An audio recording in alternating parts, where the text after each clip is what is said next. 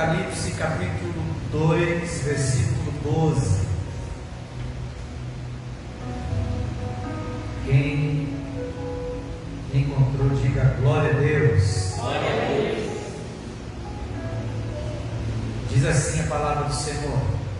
Eu vou ler o versículo 12, a igreja, o versículo 13, e assim sucessivamente.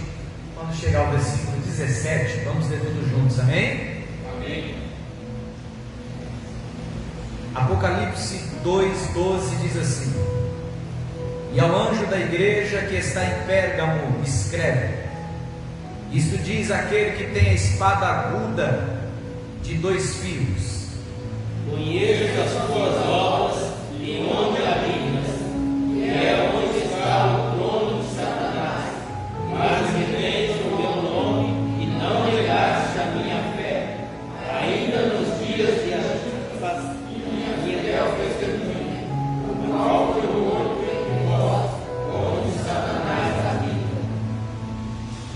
Mas umas poucas coisas tenho contra ti, porque tens lá os que seguem a doutrina de Balaão, o qual ensinava Balaque a lançar tropeços diante dos filhos de Israel, para que comessem sacrifícios da idolatria e se prostituíssem. Assim tens também os que seguem a doutrina dos nicolaítas, que eu aborreço. Arrependa-te, pois, quando não, em breve virei a ti, e contra eles batalharei com a espada da minha boca. Quem tem ouvidos, ouça O que o Espírito diz às igrejas: Ao que vencer, darei eu a comer do maná escondido, e darei uma pedra branca, um novo nome escrito, o qual ninguém conhece, senão aquele que o recebe. Glória a Deus, aleluia. Quantos precisam de oração? Eu e minha casa também precisamos. Oremos.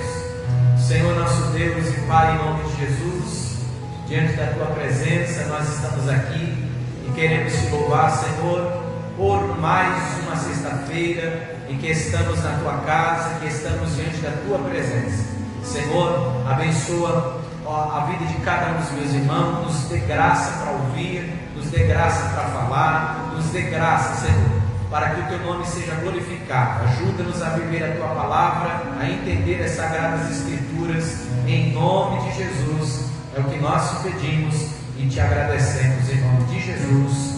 Amém. Tome-se assento, em nome de Jesus Cristo. Glórias a Deus. Meus irmãos, nós estamos estudando o livro de Apocalipse, capítulo por capítulo, de uma maneira expositiva. É lógico que não estamos aqui para querer causar polêmicas em algumas interpretações, apenas tentar simplificar, trazer de uma maneira para que os irmãos possam entender até diante da nossa visão, a qual a Assembleia de Deus, nós que somos pré-tribulacionistas, nós acreditamos no batismo com o Espírito Santo, acreditamos nos dons espirituais, nós temos uma visão teológica e temos uma interpretação a respeito do livro de Apocalipse, não é verdade? E por isso é importante nós estarmos estudando a palavra do Senhor. Por quê? Porque você precisa defender e conhecer a sua fé, a igreja onde você congrega, a fé que você professa, e por isso que quanto mais você estudar a palavra de Deus é melhor. Amém? Então hoje nós já estamos no versículo 12 do capítulo 2, nós estamos bem pausadamente nas cartas, parando até para melhorar a compreensão dos irmãos. Nós falamos aqui a respeito de algumas interpretações a respeito das igrejas que são mencionadas aqui em Apocalipse capítulo 2 e 3. nós entendemos que podemos aplicar as cartas, as mensagens às igrejas como historicamente, fazendo parte da história da igreja. Cada igreja que é mencionada representa uma fase da história da igreja do Senhor. Também nós entendemos que cada igreja mencionada aqui, cada carta, ela também pode ser aplicada como uma fase na vida cristã. Amém? Até aqui, amém? Eu já tenho falado isso por algumas sextas-feiras, inclusive dando início a essas cartas, né? Então vamos lá. Nós já falamos a respeito da igreja de Éfeso, falamos da igreja de Esmirna e hoje nós vamos falar a respeito da igreja de Pérgamo, a qual os irmãos de Pérgamo, eles moravam em uma região a qual o nome já é um pouco autoexplicativo, né? Que Pérgamo já nos traz à memória os pergaminhos, né? E nós sabemos que os livros de antigamente não eram encadernados assim, bonitinho, igual isso aqui assim, né? Todo bonitinho de folha. Eram pergaminhos, eram rolos. Então eram bem diferentes. E nesta região havia um número de rolos e pergaminhos muito grande, como se fosse uma imensa biblioteca. Nesse tempo também, nesta região, nós, ao estudarmos essa região, nós vamos observar que havia muitos templos, muita idolatria naquela região. Os deuses que eram em alta nesse tempo, nessa região, é um Deus que é bem conhecido, uma divindade, se eu posso usar essa expressão, bem conhecido por nós, porque quando criança, nós já somos ensinados a respeito deles, que é Zeus. Quem não já ouviu falar de Hércules, o pai de Zeus? Quando crianças, nós já ouvimos essas historinhas. E nesta época da igreja de Pérgamo, havia um grande templo que era em adoração a Zeus, uma grande estátua, se não me falha a memória, de 13 metros de altura, a qual eles adoravam a Zeus, mas também adoravam o imperador da época.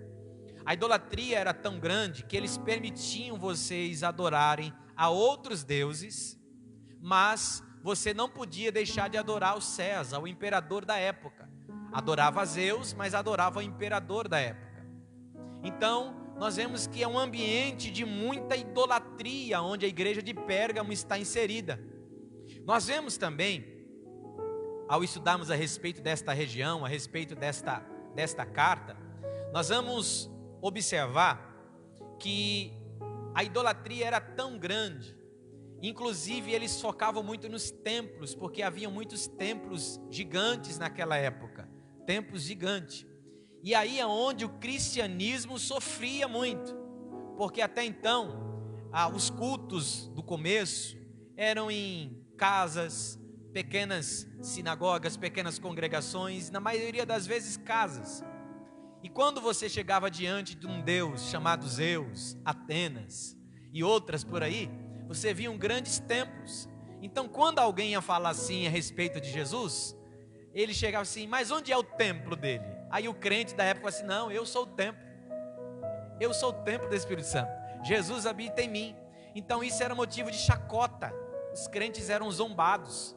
Então você pode perceber, irmão, como a igreja dos primeiros séculos sofreram muito, porque eles não tinham os grandes templos que hoje você vai em São Paulo, tem uma rua, que eu esqueci o nome da rua, que do lado, de um lado é Adebrais, do outro lado é o Belém, do outro lado é Mundial, do outro lado é cada igreja, uma maior que a outra, linda, uma mais linda que a outra.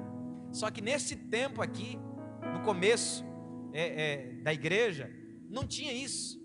Então quando eles começavam a falar de Jesus, ainda mais em uma região tão idólatra, chegava, mas onde é o templo de vocês? Deixa eu conhecer.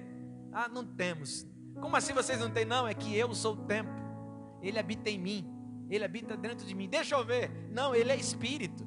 Então imagine como era difícil para a igreja desse tempo. Como era difícil para os irmãos de Pérgamo anunciar a respeito do reino de Deus. Mas diante dessas, entendendo um pouquinho essa situação da região de Pérgamo, a igreja onde eles estavam, nós vamos tirar algumas lições que podemos trazer para nós dentro desse texto. Vale também ressaltar que, como nós estamos falando e interpretando também, que cada igreja, além de representar uma fase na vida cristã, cada igreja também, ela representa uma fase na história da igreja. E nós vamos observar que a igreja de Pérgamo, ela, de acordo com os estudos feitos, marcando cada carta com uma fase da história da igreja, a igreja de Pérgamo, ela é conhecida e representada pela igreja popular do século IV, do século V, aonde entra-se a mistura do Estado e igreja, aonde a igreja é conhecida como a igreja estatal, que lançou as bases para o sistema católico. Esse período que eu estou mencionando é um período de aproximadamente 300 anos a 500 anos depois de Cristo. Foi nesse período aonde ela é inserida a adoração a anjos, a adoração a santos dentro da igreja católica. A idolatria era cotidiana para aqueles que serviam aos outros deuses, aqueles que adoravam aos outros deuses, mas, como eu já disse aqui, eles também tinham que adorar ao César, ao líder, ao governador político da época. Em Pérgamo, os governadores, eles eram divididos em duas categorias. Quantas categorias eu disse? Em Pérgamo, havia duas categorias de governadores. A primeira categoria eram os governadores que tinham em posse, em mãos, a lei da espada. A segunda categoria eram os governadores que não tinham essa autoridade. Pois bem, os governadores que tinham a lei da espada, eles podiam matar em nome do Estado, podiam matar em nome de uma religião, podiam matar em nome da sua fala. Ele tinha um governador da época, eles tinham autoridade para matar e deixar viver. E é até diante desse ambiente que o Senhor vai usar algumas linguagens para que o povo de Pérgamo pudesse compreender, para que o povo de Pérgamo pudesse entender. Pois bem, diante disso, vamos ler o versículo 12, o versículo de número 12, diz assim: ao anjo da igreja que está em Pérgamo, escreve. Observe que a mensagem, nós vamos entender lá no final que assim diz o Senhor, quem tem ouvidos ouça o que o Espírito diz às igrejas. Então observe que ele termina falando no plural, mas o início ele começa no singular. Por quê? Responsável por aquele povo, há um homem espiritualmente responsável por aquela igreja. Então por isso, como nós já ensinamos isso lá no capítulo 1, ele começa dizendo ao anjo da igreja, ou seja, ao pastor, ao sacerdote, ao líder da igreja, ao anjo da igreja que está em Pérgamo, escreve: isto diz aquele que tem a espada aguda de 2 fios.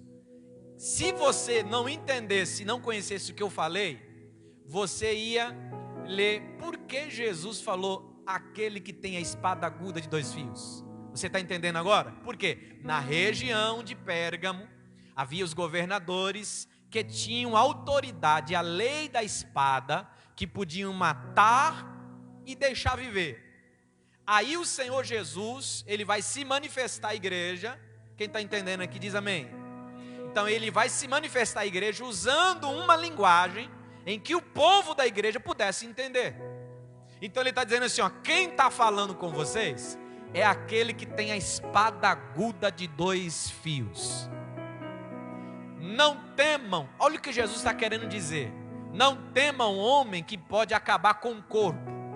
Eu sou aquele que possa acabar com a alma. Posso levar para o céu ou mandar para o inferno. Nós entendemos também que a espada aguda de 2 fios, ela representa o quê? A palavra de Deus. Então, irmãos, ele tem a palavra. Quando João, lá no capítulo 1, você lembra? No capítulo 1, João vai ter a visão de Jesus, e ele vai ver que da sua boca saía o quê? Uma espada aguda de 2 fios.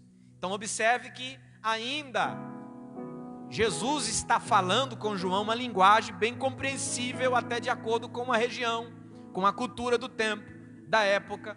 Então ele diz assim: eu sei as tuas obras. Lembrando, mais uma vez, as igrejas aonde Jesus está chegando, ele chega e nas suas falas iniciais eu conheço vocês. Eu sei a intenção do seu coração. Eu sei porque você faz isso. Eu sei porque você deixa de fazer aquilo. Eu te conheço. Irmão, se tem alguém que conhece a igreja do Senhor, esse é Jesus Cristo. Eu tenho 37 anos de idade. Sou nascido da igreja. Já vi muita coisa. Eu poderia dizer assim: eu já sei como que igreja é. É assim, é assim. Mesmo tendo tempo de experiência na igreja e vendo e vivendo e presenciando muitas coisas, só tem um que conhece: Jesus Cristo. Ele é o dono da igreja. Ele conhece a igreja mais do que você, mais do que eu. Aí ele diz assim: eu sei as tuas obras e onde habitas, que é onde está o trono de Satanás. Irmão, olha o que Jesus está dizendo à igreja de Pérgamo: eu te conheço e eu sei onde você mora. E vamos trazer uma linguagem bem simples: eu sei quem é o teu vizinho. Quem já passou, quem já morou e já teve um vizinho chato, irmão? Sempre já teve um vizinho chato? Meu Deus. Quem sabe eu posso estar falando aqui e o vizinho chato é você, né? Mas sabe aquele vizinho chato que às vezes tira a gente da graça? Parece que não é o diabo que usa ele que usa o diabo. Aí nós vamos observar Jesus falando para a igreja de Pérgamo o seguinte: olha, eu te conheço. Eu sei onde você habita, onde você mora. E aonde está o trono de Satanás. Irmãos, observe que quando você vai ler o livro de Apocalipse, a palavra trono, ela vai aparecer por cerca de 46 vezes. Quando você vai ver no livro de Apocalipse, você vai perceber que Deus está sentado sobre um trono. João olha para o céu, e o que ele vê no céu? Um trono. Quando vai julgar as nações, lá no grande tribunal, o trono branco, vai todo mundo prestar conta diante do trono. Isso quer dizer que Deus não perde controle. Deus está no controle de tudo. Aí quando você lê o texto dizendo assim, ó, eu sei onde você habita, que é onde está o trono de Satanás. Observe, irmão, que quando nós vamos ler aqui a igreja de Esmirna, observe, na igreja de Esmirna é mencionada a sinagoga de Satanás. Você lembra disso? A pequena congregação do diabo. Só que em Pérgamo não é uma pequena congregação. Ele está dizendo assim, ó, eu sei que onde você está tem um trono de Satanás.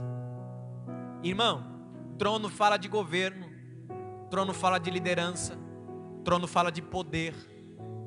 E eu entendo aqui que quando eu vou tirando todos esses atributos de Deus para Deus, quem cresce? Satanás. Então, se Satanás aqui, ele não tem apenas uma sinagoga, mas ele está dizendo que ele tem um trono, automaticamente os irmãos de Pérgamo, eles estão dando esta legalidade para Satanás colocar o seu trono.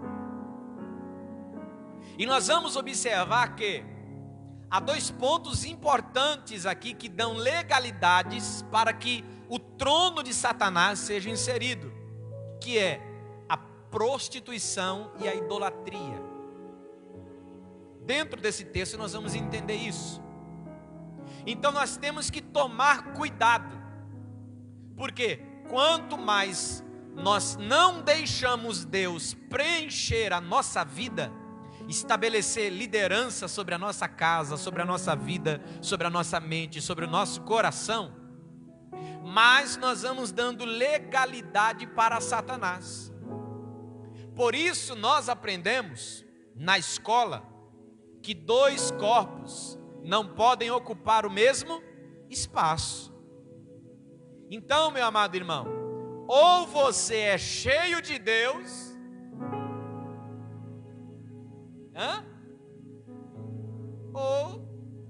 pastor, mas está vazia, está bonitinha. Jesus falou assim, ó, quando o diabo sai, ele vai rodeando por aí, ele olha o lugar e está bonito, vazio, arrumado, ele vem, traz consigo mais 7, e o estado daquele agora que estava ali é pior do que era. Então, nós precisamos nos encher de Deus, nós precisamos buscar a Deus, nós precisamos fazer com que o nome do Senhor, a liderança, o governo dele, o trono dele, seja manifestado em nossa vida. Aí o Senhor está dizendo para a igreja de Pérgamo, dizendo: e retens o meu nome, e não negaste a minha fé. Preste atenção, Jesus está dizendo que naquela igreja há um trono de Satanás, mas ainda tem alguns ali, tem alguns que estão firmes no Senhor. Por isso, irmão, nós não podemos generalizar, porque Deus sempre vai separar os seus escolhidos, e queira você ou não, sempre é uma minoria. Enquanto tem uma maioria que não presta, está dando legalidade para o diabo, o Senhor olha para a igreja de Pérgamo e diz assim: mas eu sei que tem uns aí que estão guardando a fé, mesmo vivendo, olha só, mesmo vivendo aonde o trono de Satanás está, mesmo vivendo aonde Satanás tem poder, mesmo vivendo aonde Satanás faz o que quer fazer, tem ainda alguns, oh glória, que estão firmes no Senhor, guardando a sua fé. Nós estamos vivendo em um tempo, irmãos, em que a tendência é piorar, as coisas vão de mal a pior, e tem gente que diz assim: olha, do jeito que o mundo está, não tem mais jeito não, já já vai acabar o mundo, não presta, nada presta, ninguém presta, não presta nada. Eu não concordo com isso, porque enquanto tiver um caos, Deus vai separar e levantar alguns, como foi aqui em Pérgamo. Tem ainda alguns, oh glória ao nome de Jesus. Não são todos que estão curvados diante o trono de Satanás. Ainda nos dias de Antipas, minha fiel testemunha, ou seja, esta pessoa mencionada é aquele que morreu como mártir, como morreu por causa do evangelho. Minha fiel testemunha, o qual foi morto entre vós, onde habita Satanás. Ou seja, havia aqui em Pérgamo uma perseguição contra a igreja. Então, Antipas mencionado aqui é aquele que morreu por causa do evangelho, porque Jesus está dizendo assim, ó, minha fiel testemunha, ou seja, ele morreu, mas morreu dando testemunho. Então Jesus está dizendo para a igreja de Pérgamo: eu sei que ainda tem gente que, se for preciso, morre por causa da sua fé no Senhor. E cai para nós, irmãos, eu sei que tem pessoas, até por causa do país que vivemos, que dá em certo ponto, dá um pouco de liberdade da nossa expressão, de expressar a nossa fé. Mas eu tenho certeza que se acontecesse uma perseguição, muita gente ia abandonar Jesus. E nós vamos estudar isso aqui mais na frente. Você já pensou? Você só vai comprar se tiver o sinal. Você só vai fazer compra se tiver a marca. Aí tu acha que aquela pessoa que é ligada às coisas materiais vai falar assim: eu vou ficar sem comer nada? Eu vou ficar sem comprar nada? O que é uma marquinha na mão? Imagine hoje que infelizmente muitos apostatam da fé, abandonam a fé por um relacionamento, por uma porta de emprego, por dinheiro, por riquezas, por prazeres deste mundo. Aí o texto vai dizer assim, ó: mas umas poucas coisas tenho contra ti. Presta atenção, Jesus está entregando uma mensagem à igreja, está falando que ele tem um ponto positivo, que ainda tem pessoas fiéis ali, que se for possível morrem por causa do evangelho. Só que Jesus diz assim, ó: mas tem umas coisinhas. Ei, irmão, presta atenção. Tem gente que pensa que o diabo, ele vai pegando você para derrubar você logo naquelas coisas grandes, chamativas.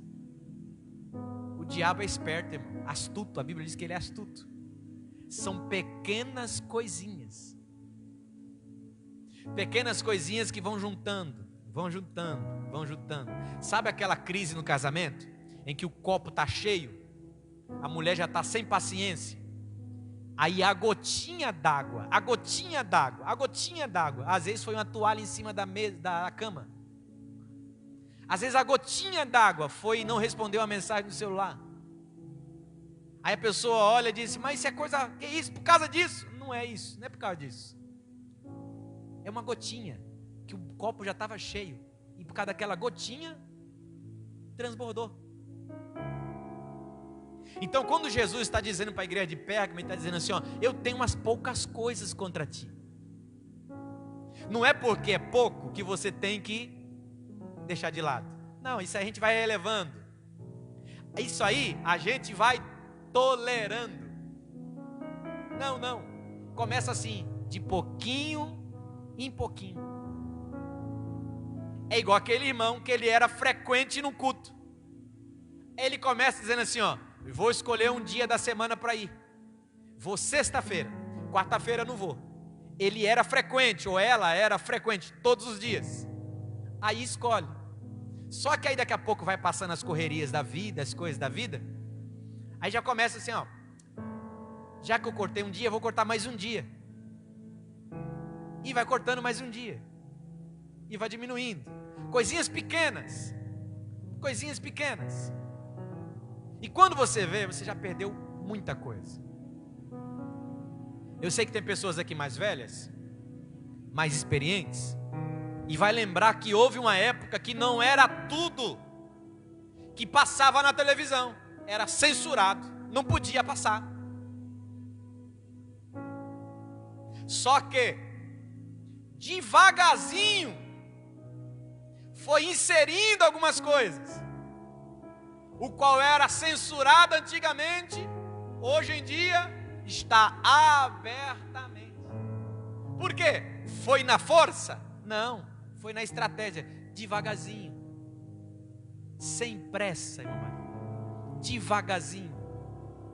Por isso nós temos que vigiar, irmãos, porque às vezes a gente pensa assim, não, é coisa, isso aqui a gente consegue resolver, só que não vai. Você pensa que é coisa pequena, daqui a pouco esse pequeno vai crescendo, quando você vai ver, ele vai virar um gigante.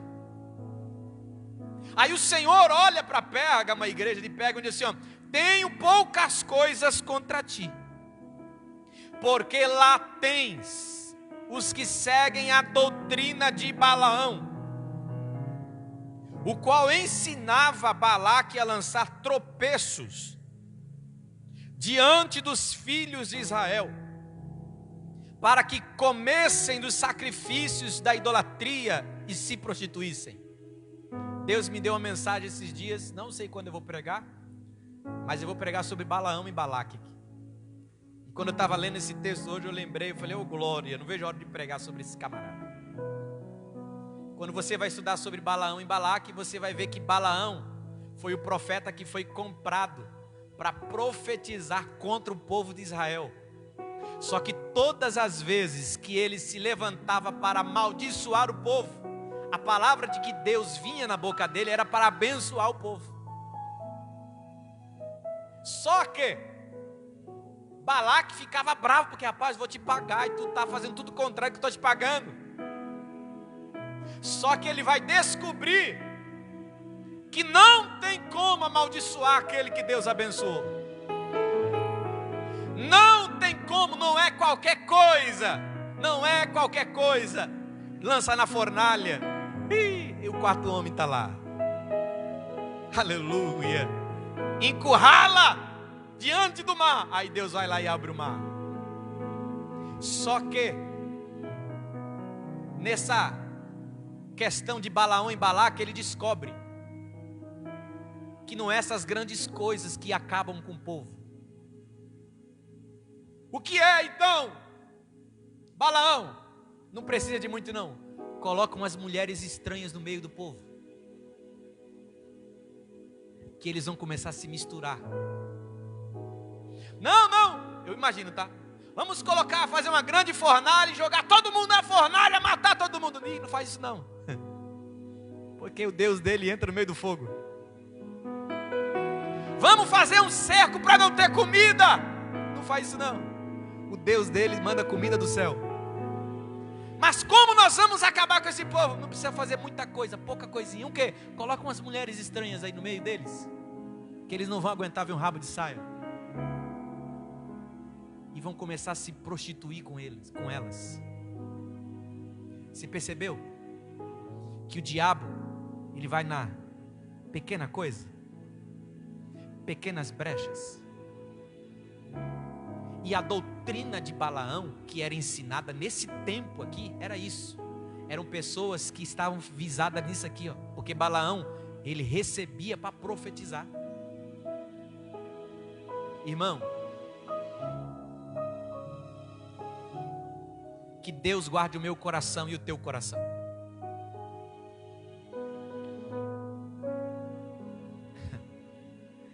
Eu nunca vou esquecer, até comentei com o Cláudio um dia.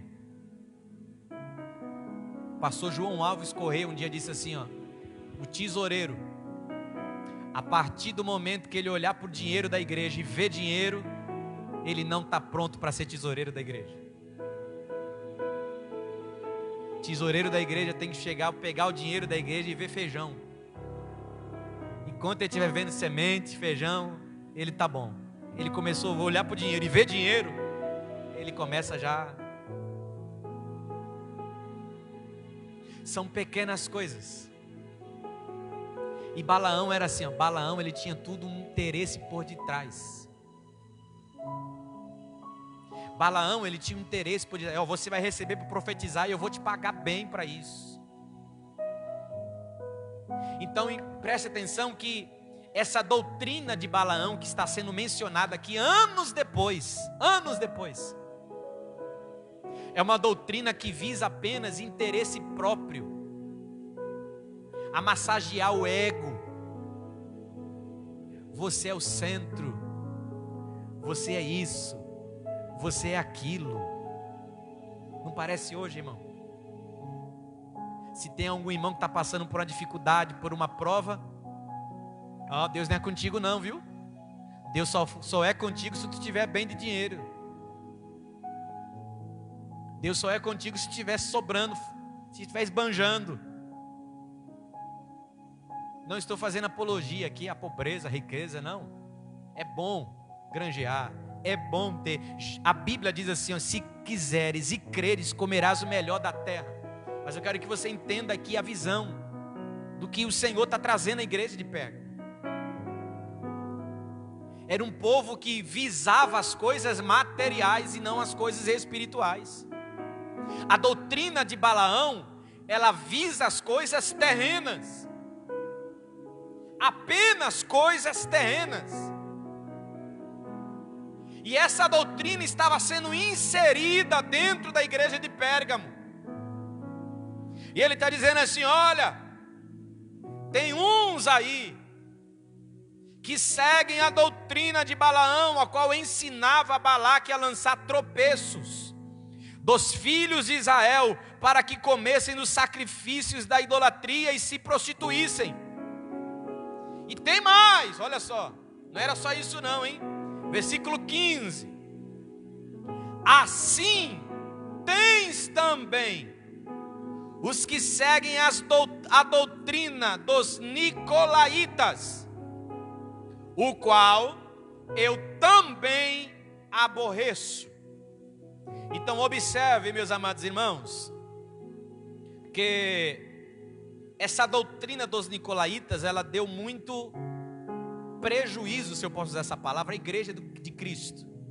Porque lá na carta à igreja de Éfeso, é mencionada também, o povo de Éfeso conseguiu identificar os nicolaítas, e Deus falou assim: eu também odeio isso. Eu odeio essa doutrina dos nicolaítas.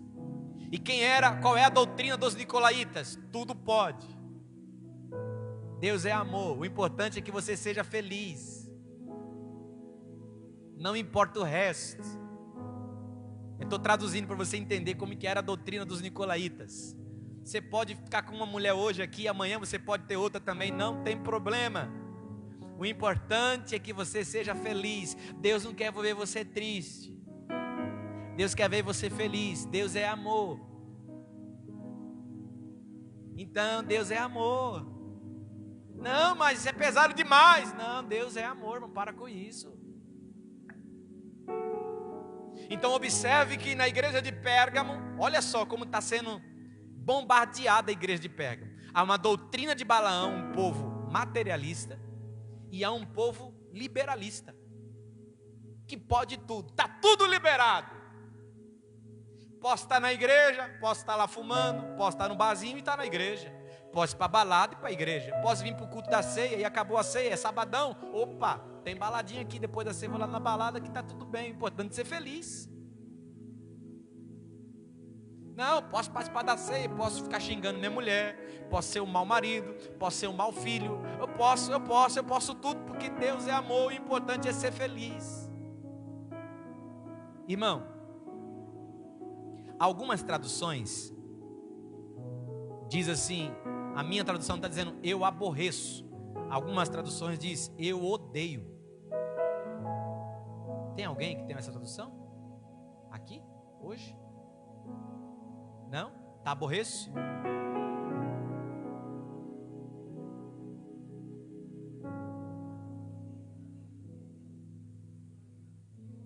Isso, o que eu odeio. Irmão, não tem para onde correr.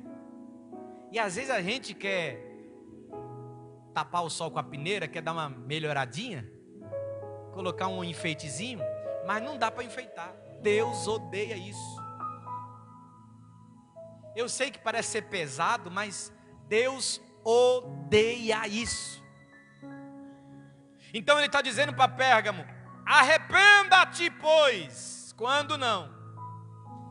Se você puder, preste atenção. A igreja de Éfeso, ele disse: brevemente virei a ti. Glória ao nome do Senhor Jesus. A igreja de Esmirna,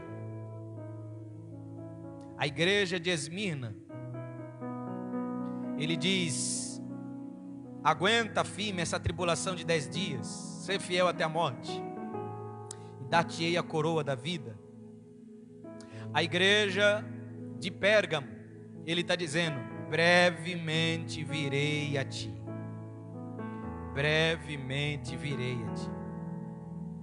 Aí ele diz assim: contra eles batalharei com a espada da minha boca. Amém, irmãos? Com a espada da minha boca.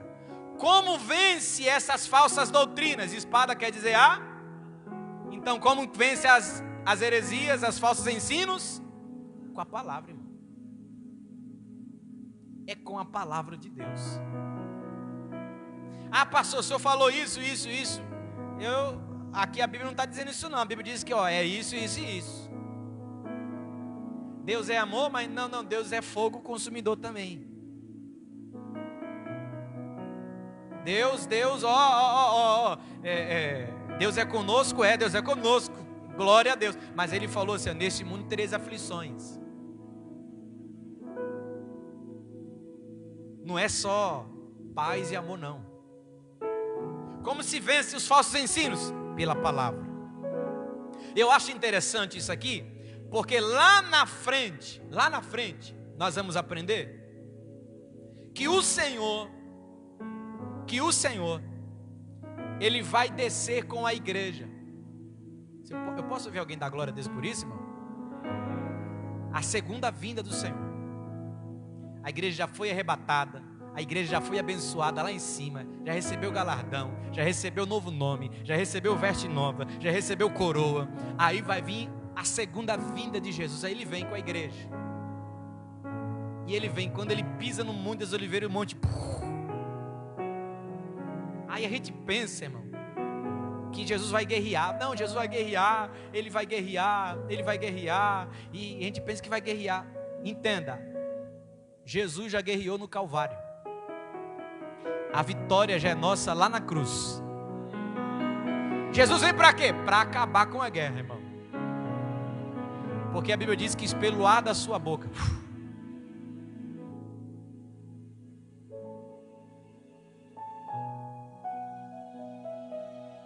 Ele vai acabar só com o ar da sua boca. Preste muita atenção nisso. Isso nós vamos compreender conforme nós vamos lendo o livro de Apocalipse. Tudo começa pela palavra. Você lembra lá no livro do Gênesis? No princípio, a terra estava sem forma e vazia, e o Espírito de Deus pairava sobre a face das águas. E disse Deus: haja. Tudo começa com e está terminando como? Com a palavra. Ela é poderosa. Por isso Ele está dizendo já aqui uma palavra profética.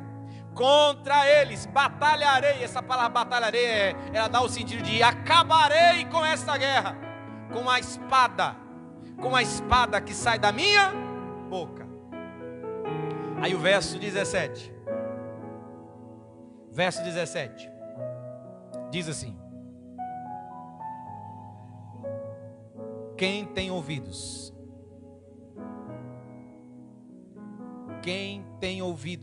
ouça o que o Espírito diz mais uma vez, ele começa no singular e termina no plural. Ou seja, não é uma mensagem apenas para a igreja de Pérgamo do seu dia, mas é para eu e você também aqui em 2023. Você pode dar glória a Deus por isso? Ao que vencer. Você já percebeu que ele tem a expressão ao que vencer? O que você entende com isso? Que não são todos. Ao que vencer. Darei eu de comer do maná escondido. Deixa eu explicar algo agora aqui. Pastor, por que ele falou isso? Por que ele falou isso? Por que Jesus falou isso para o povo de Pérgamo? Diz a história. Não é a Bíblia. Amém? Quando é a Bíblia eu falo. Diz a história, não é a Bíblia. Diz a história, não é a Bíblia. A história diz que antes da invasão de Babilônia, antes da arca desaparecer, um profeta vai pegar da arca, abre a arca, e os irmãos sabem que dentro da arca, o que tinha dentro da arca? Você lembra?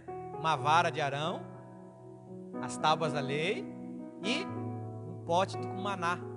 Você lembra do maná? O maná, ele só servia para comer na hora. No outro dia, só que dentro da arca, oh glória, ele era conservado. Irmão, você pode falar para esse crente que está perto de você assim, irmão, sem Jesus tu não dura nada, irmão. Tu não vale nada. Você só está bem por causa de Jesus. Aí escuta só, diz a história, tá bom? Não é a Bíblia. Diz a história que um profeta abre a arca, tira a tampa dela, pega o maná, vai para um monte e esconde ele. E essa história, ela foi se espalhando durante anos. E ficou um conto entre os judeus acreditando nisso. Eles acreditavam que tinha um maná escondido. Aleluia. Que ninguém conseguiu encontrar. A arca ninguém achou, muito menos o maná. E isso era tão atual nos dias de Pérgamo, da igreja de Pérgamo, que Jesus vai usar logo essa fala para eles poderem entender. Vocês estão procurando o maná que do outro dia estraga, mas aquele que vencer, oh glória, ao que vencer, darei eu de comer do maná escondido. Aí diz mais: e dar-lhe-ei uma pedra branca. Vou explicar agora por que da pedra branca. Por quê, pastor? Na época, eles tinham os júris, que eles iam diante do juiz da época, condenar alguém ou absolver alguém. E tinha um júri popular, o júri que ficava ali. E eles tinham que fazer uma votação se a pessoa era condenada ou absolvida. Se sim, a absolvição, eles... Sírio, estou falando contigo não, Sírio, tu vigia. Meu Jesus, a Sírio está falando aqui. Se fosse absolvida a pessoa, ele pegava a pedrinha branca e levantava e fazia assim, o meu voto, absolvição. Se o povo, aqueles que estavam julgando, achavam que ele era condenado, julgado, o réu, era o culpado, levantava a pedra preta.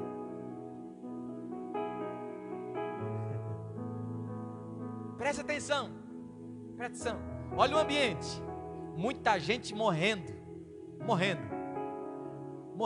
Por quê? Porque serve a Jesus. Sendo condenados porque serve a Jesus. Aí Jesus vai falar assim, ó, ao que vencer. Vocês estão sendo condenados, recebendo uma pedrinha preta para morrer aqui, por causa do meu nome. Mas que vencer, eu vou dar uma pedrinha branca. Oh glória, oh glória. Você está entendendo? Quando você entende, você lê, você, opa, agora entendi porque ele falou isso. Era por isso que Jesus estava usando essa linguagem, o povo de Pérgamo. Aí ele continua dizendo assim, olha, e na pedra, um novo nome escrito. Aí a segunda explicação. A pedra também era usada como um passaporte, como uma cartinha de convite. Por quê? As grandes festas da época, os grandes bailes da época, você recebia um convite e o seu nome era escrito na pedra. E geralmente, quando você professava a sua fé em Jesus Cristo, você era deixado de lado da sociedade, era excluído da sociedade.